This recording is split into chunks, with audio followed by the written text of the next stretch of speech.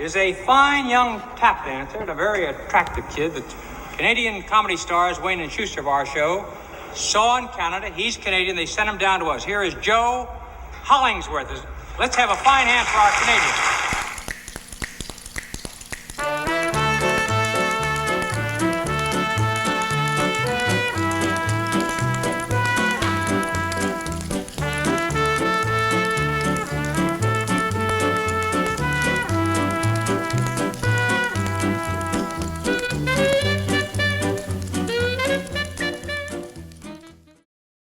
My mother, for some strange reason, she wanted, well, actually all in our neighborhood, all the neighbors wanted their children to be little Shirley Temples. And so, because Shirley Temple was Hollywood's biggest movie star, and she brought her mother home a pot full of money, and all the mothers wanted that. But my mother was going to be sort of disappointed because, first of all, I was a little boy, not a little girl. I didn't have blonde ringlets, and for the life of me, I couldn't sing In the Good Ship Lollipop, which was her signature tune. So my mother had to settle for the next best thing, that was Bill BoJangles Robinson. Now, Robinson was the dancer, the black dancer that danced up and down the staircase in this big mansion. He was the butler. And so anyway, then when my mother saw the Shirley Temple movie where they ran out of money, she was looking for her father, who was in the Union Army, and he was lost or something, and so Bill came along as a chaperone to make sure that she ate well and got accommodations, and they ran out of money, so he taught her the Nana dance. And when my mother saw the Nana dance, that was it. She said, "You're going to tap school." And she took me to tap school at the tender age of 3.5. I was still in my diapers. My first dance was I'm a Little Teapot. And that's the only time that I danced with a line in a line. After that, they would put me out in front as a star of the show, basically. And my mother was very pleased about that, except that basically I was never allowed to dance with the other. I was the only boy, and I was never allowed to dance with the girls in the line. That was the only time when I was 3.5. And we did I'm a Little Teapot. After that, I was, in fact, my mother she actually wanted me to do a Dutch dance, and so they said, "Oh no, we're grooming him for stardom and everything," and she said, "No," she said, "I'd like him in that Dutch dance," and so they hemmed and hawed, and finally she understood that I wasn't allowed to dance with the girls, and so because I was black and they were white, I didn't really realize it. And the prejudice, I didn't, but my mother knew, but I didn't. I just thought they didn't like me because they wouldn't dance with me, you know. So so I wasn't. I sort of sat by myself with my mother, and they sat by themselves. And it's funny because later I got to know people and people that danced with me, and they said that they wanted to be my partners, but they were told that they couldn't because I was black and they were white. My mother sent me uptown to the AMP to get some pork and beans or something, and I was coming back, and there was a record store, they sold recorders and stuff like that, and they had a speaker outside, and it was the first time I'd ever heard music coming out of a store, and it was a new thing at that time, and they put Sweet Georgia Brown, the Harlem Globetrotters theme song. Anyway, and I stood there and I was going, and listened to it. And the man came out and he said, "You like that?" And I said, "Oh, it's the best music I ever heard in my life." He said, "Wait a minute, stay here." And he walked back and he took the record off It was a little 45, and he put it in a sleeve, and he handed it. He said, "It's yours." And that act of kindness actually changed my whole persona of dancing, because I got home, and my mom and dad were. It was on a Saturday. My dad was home, and so I told them. I said I was so excited. Listen to this. So they said, "Oh, that's terrific." So my father said, "Tap dance to it." So I hadn't tap danced for about a year, and because I quit when I was 9, and because the teachers couldn't teach me, and I started taking giving lessons at 10, and so at about 11 I stopped. I just didn't want to dance anymore, and so it was around. I was 12 years old when this happened, and so I would do a step, and I'd stop and think, and then I'd do another step and stop and think, and my father said, "No, join them all together."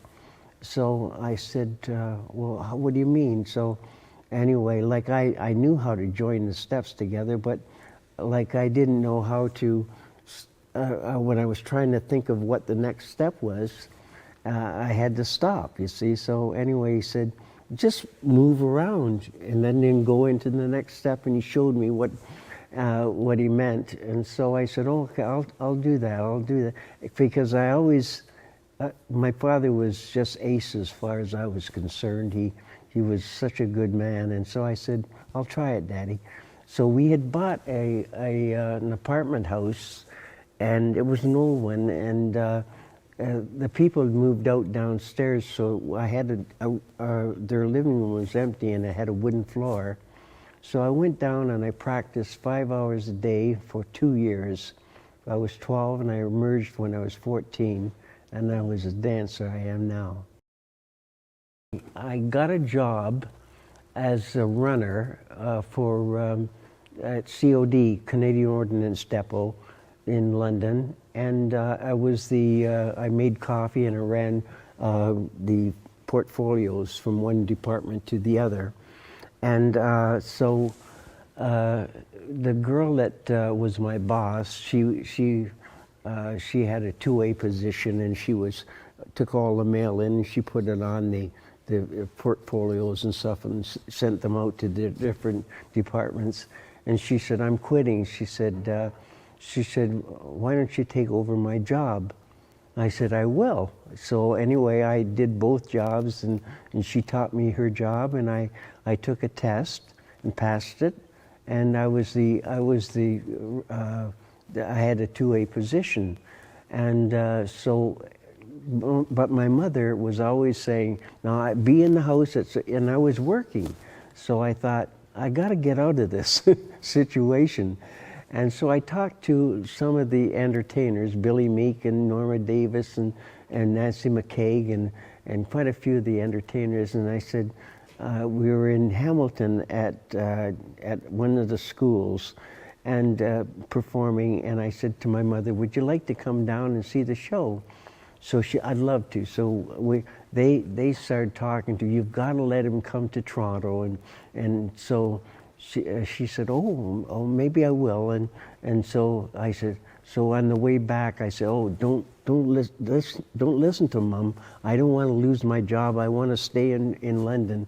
I used reverse psychology on her.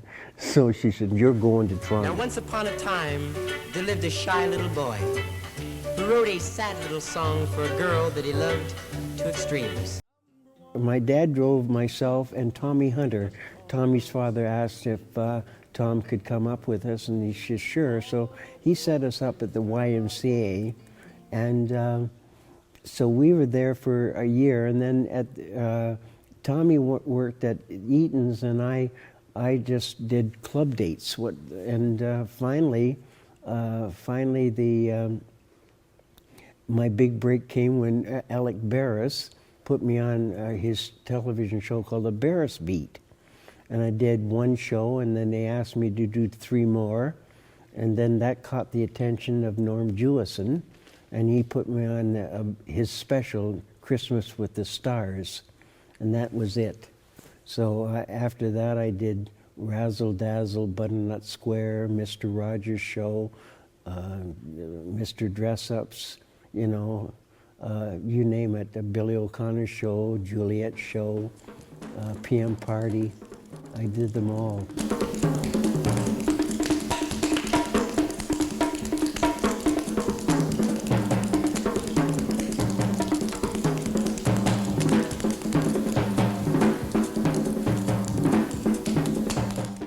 I went to the Western Fair and with Billy O'Connor and Juliet, and Billy asked his manager to put me on Pick the Stars.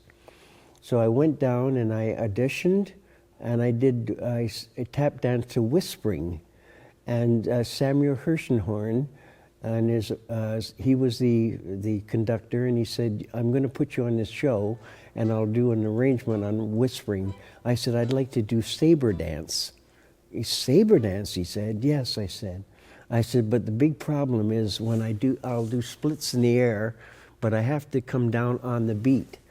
So I said, could you stagger the time on that? He said, yes. He said, da, boom, like that? I said, yes, exactly.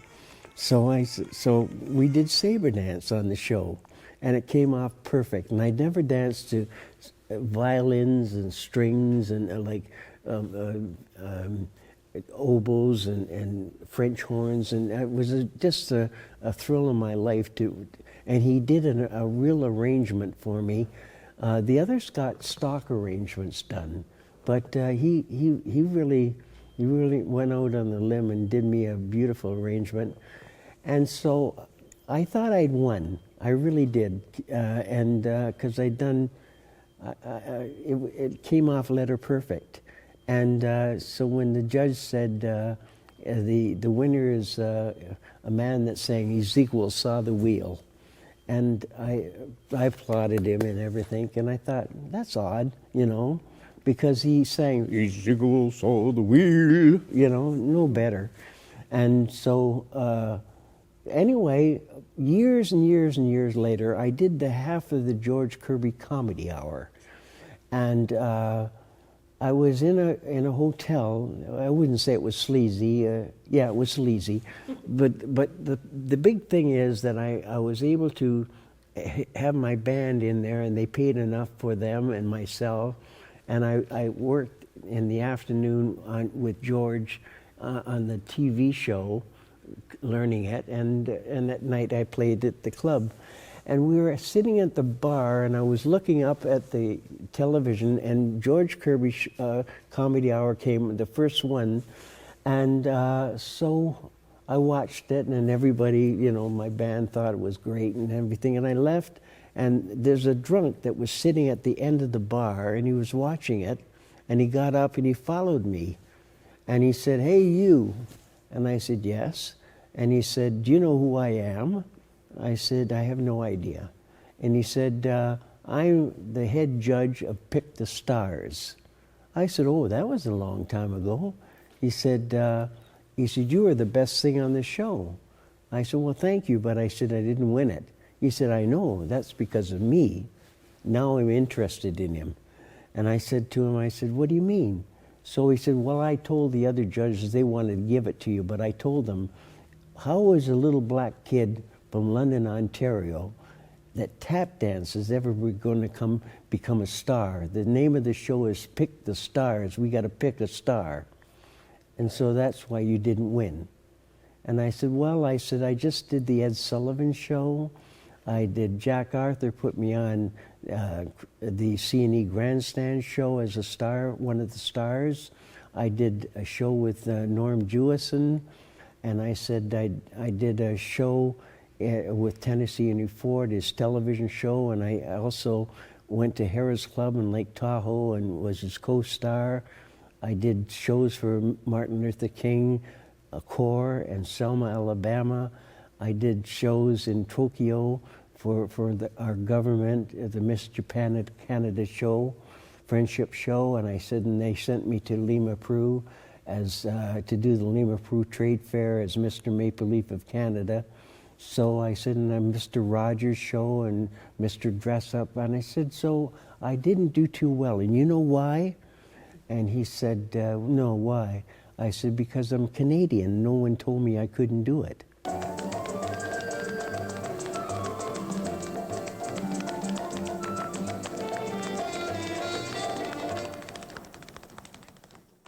When I was working for Jack Arthur, I was sitting down, and he came and sat down next to me, and he said, "What are your aspirations, Joey?" And I said, "Well, I always wanted to do the casino theater because all the great tap dancers did that, Bill Robinson and all the great tap dancers." And I said, I wanted to do the 𝗝cie grandstand show because it's the biggest grandstand show in Canada. And I said, the last thing I wanted to do was the Ed Sullivan Show because it's a renowned variety show. It's the biggest. And so he said, "Well, you got one last thing to do, haven't you?" I said, "Yeah." So that's all. And then he phoned Eddie Elcourt. He was an agent in New York City, a big-time agent, and he said, "Fly down here and see him." We jumped on a plane that night. We flew to New York. Stayed in a hotel. He phoned Eddie Elcourt. Eddie came over, picked up the kidney, went over, and the secretary took it in. And Sullivan said, "Let's wish Joey Hollingsworth." So all of a sudden, Wayne and Schuster were sitting in the office talking to him. He said, "Oh, he's going to be on our show next month." He said, "Well, if he's good enough for your show, he's good enough for mine." That was it.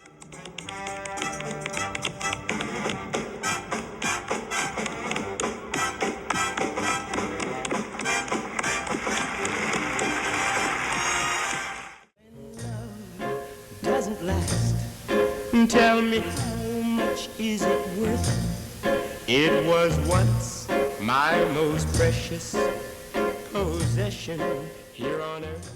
I had been doing shows like Razzle Dazzle, and then Fred phoned me and he said he wanted me to do the Mr. Rogers Show as a dancing salesman. I said, "Yes, I'd love to." And so it was such a different level than Razzle Dazzle. Razzle Dazzle were for teenagers, and this was for pre-children, before you go to school, and so it was on such a. And at first I didn't understand the significance and how brilliant it was. Then I did Indigo.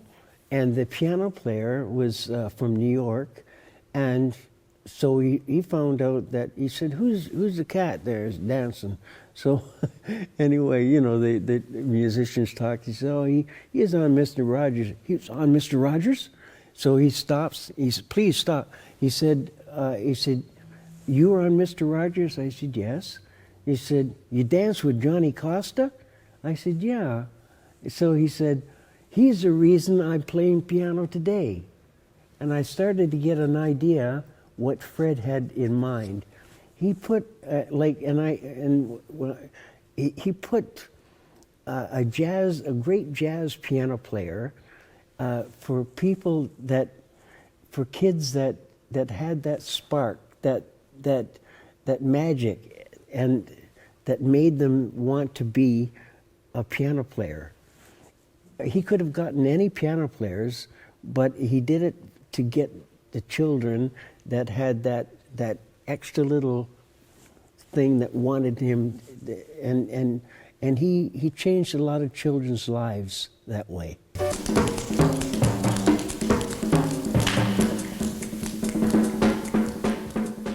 I remember when I did the show for Martin Luther King, I was so excited because I thought I'm going to meet him.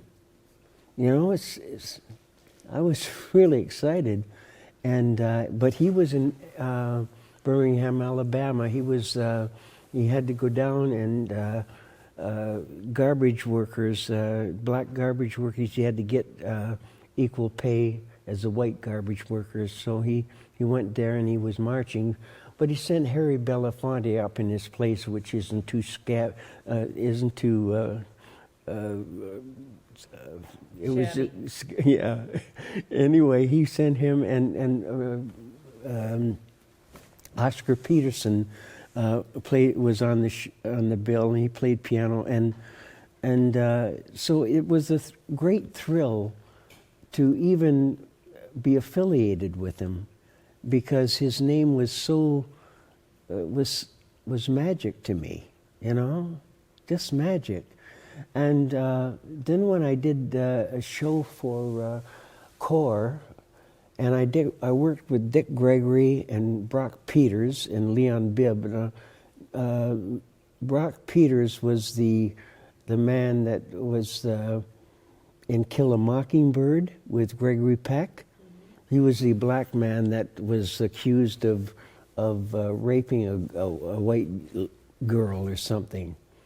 And so anyway, he committed suicide or something like that. Anyway, he was on the bill, and who else? Dick Gregory. He was the first black man to ever appear on the Playboy circuit. And Leon Bibb was a balladeer. And they knew so much about civil rights. And that was exciting.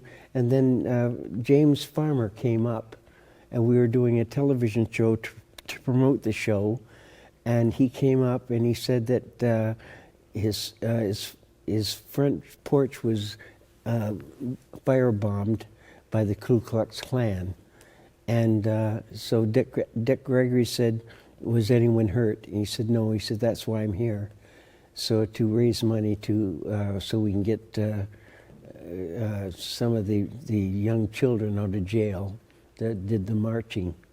So it was wonderful to meet those people, And also I did a show with Garnet Brooks up in London, Ontario, my hometown, and it was for Selma, Alabama. And I received a letter for some times later from a woman that was there, and she said that if I could help, because this woman, her husband had been killed, and she lost her job or something, and because of she was for civil rights, and her family needed clothing and stuff like that, and if I could help. So I sent down a lot of my clothes in a box, and I said, if you receive this, please let me know, and then I'll send you a check. But I don't want to send money because of the Ku Klux Klan. And I think they're in the post office, and they were. I never got any reply from her. A Chicago agent sent me to Dallas, Texas, at the Cabana Motor Hotel, and so I worked it just like any job. And so Pepe was in the kitchen. He was giving the girls their trays and their orders and everything. And he told me, he said, you're the only black man to walk through that door. I said, what do you mean? So he said, well, didn't you know the place was segregated? I said, no. So he said, yeah. So I said, oh, that's what, I said, he said, I went, one man called me from on stage to come, come on down, I want to talk to you. So I went down. First thing he said was, what do you think of Martin Luther King? And I said, I just did a show for him up in Canada. And he said, oh, I see. He said, well, he's asked me what I think of him. And I said, well, what do you think of him? And he said, I think he's an agitator. And before I could think, before I opened my mouth, I said, is that the thing they put in washing machines to get the dirt out?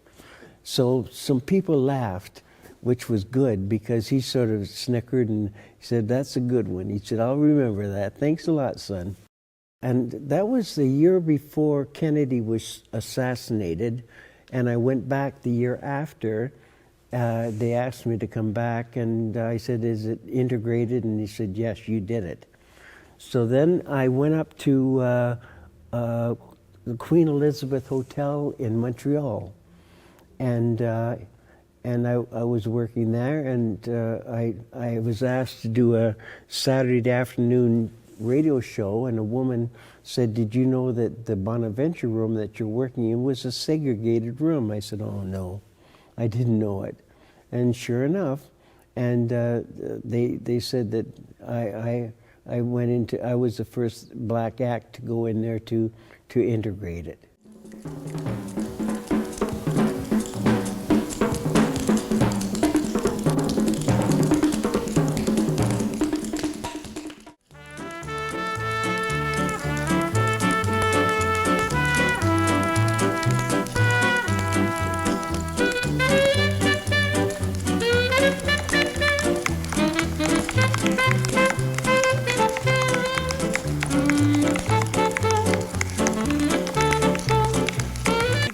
Good night, Joey.